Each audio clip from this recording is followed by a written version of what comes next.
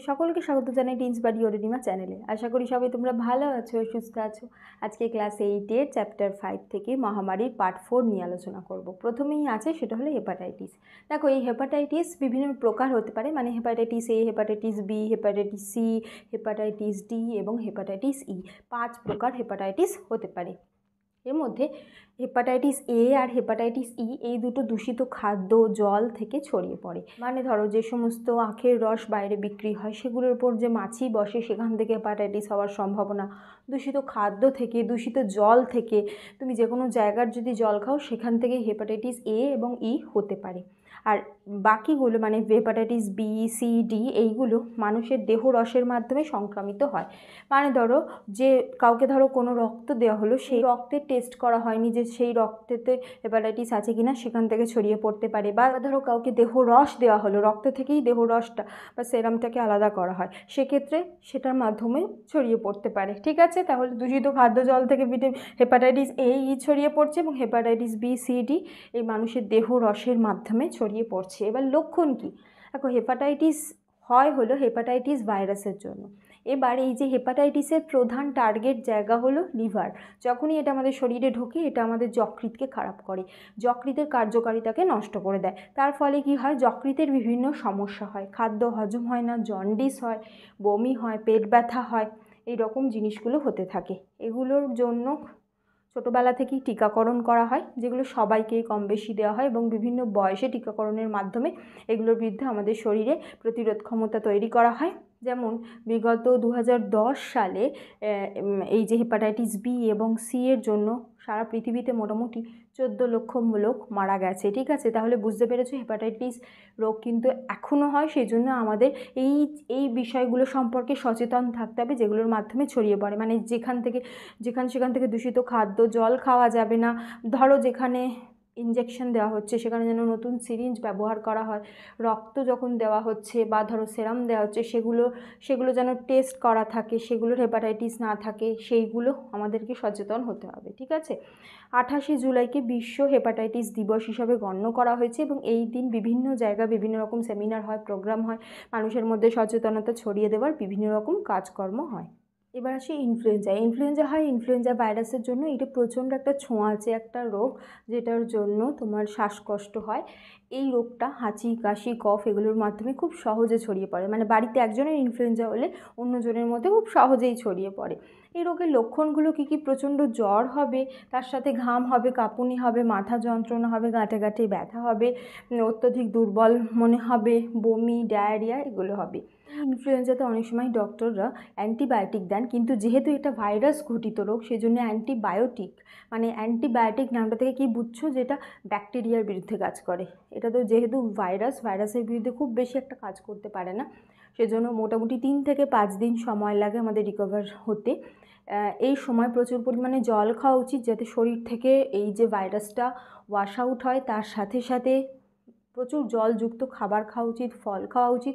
বিশ্রাম নিলে এই রোগটা সেরে যায়, কিন্তু প্রচণ্ড ছোঁয়াচে, সেজন্য হাঁচি, কাশি, কফের সময় রুমাল এগুলো ব্যবহার করতে হবে, টিস্যু এগুলো ব্যবহার করতে হবে। বিশ্ব স্বাস্থ্য সংস্থা বৃদ্ধ, বাচ্চা, স্বাস্থ্যকর্মীদের জন্য এই রোগের বিরুদ্ধে টিকাকরণের কথা বলেছেন।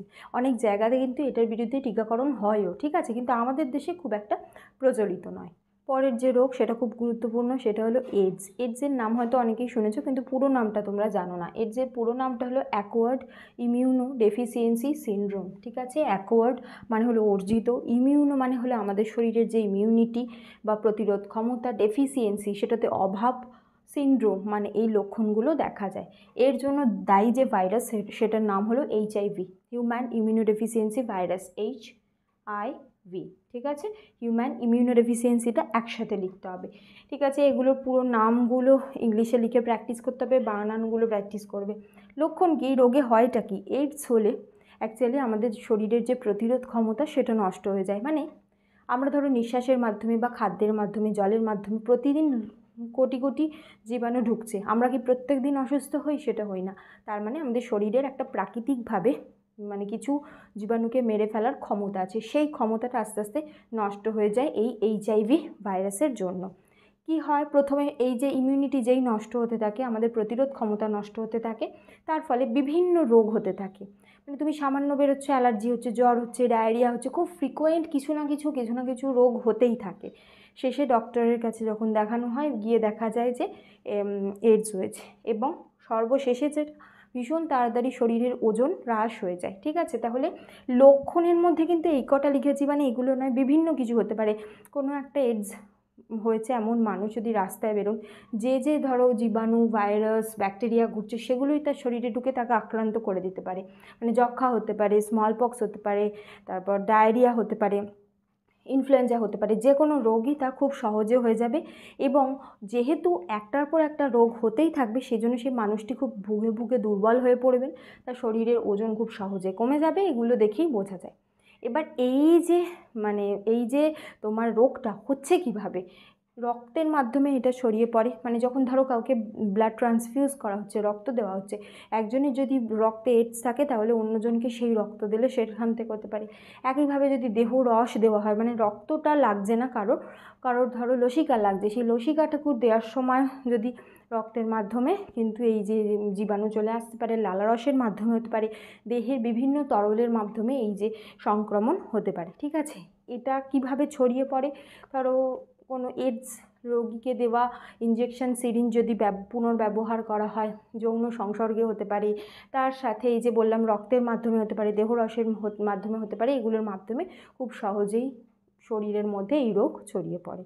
এতক্ষণ যেগুলো নিয়ে আলোচনা করলাম সেগুলো ছিল সংক্রামক রোগ, মানে সহজে এক শরীর থেকে অন্য শরীরে ছড়িয়ে পড়ে। এখন যেগুলো নিয়ে আলোচনা করব, এগুলো বর্তমানে খুব বেশি দেখা যায়, এগুলো অসংক্রামক। এই রোগগুলো কোনোভাবেই ছড়িয়ে পড়ে না, কিন্তু বর্তমানে মানুষের যে জীবনধারা যেরকম, মানুষের যে লাইফস্টাইল যেরকম, খাদ্য যেরকম, মানুষের জীবনে ওঠা বসা এরকমই হয়ে গেছে যে এই রোগগুলো মানুষের শরীরে খুব সহজে দেখা যাচ্ছে। সেই জন্য এটার নাম হলো অসংক্রামক রোগ ঘটিত মহামারী বলা হচ্ছে, কারণ প্রচুর রোগীদের মধ্যে এটা দেখা যায়, এই রোগগুলো দেখা যায়, কিন্তু এটা অসংক্রামক, তারপরও ছড়িয়ে পড়ছে। কারণ হলো মানুষের জীবনধারা এখন বদলে গেছে, মানুষ বিশ্রাম কম নেয়, মানুষের মানসিক স্বাস্থ্যর ব্যাপারে সচেতন নয়, এই সমস্ত কিছুর জন্য। কী রোগ হতে পারে, যেমন ডায়াবেটিস, উচ্চ রক্তচাপ, হৃৎপিণ্ডের সমস্যা, ক্যান্সার, ডিপ্রেশন, এই সমস্তগুলো হলো অসংক্রামক রোগ ঘটিত মহামারী। ঠিক আছে, আশা করি তোমরা বুঝতে পেরেছো। আজ এই পর্যন্তই। কোনো প্রশ্ন থাকলে কমেন্ট করো, আর তোমরা এই ভিডিওটাকে লাইক করো, বেশি বেশি করে শেয়ার করে দিয়ে সাবস্ক্রাইব করো। Thank you.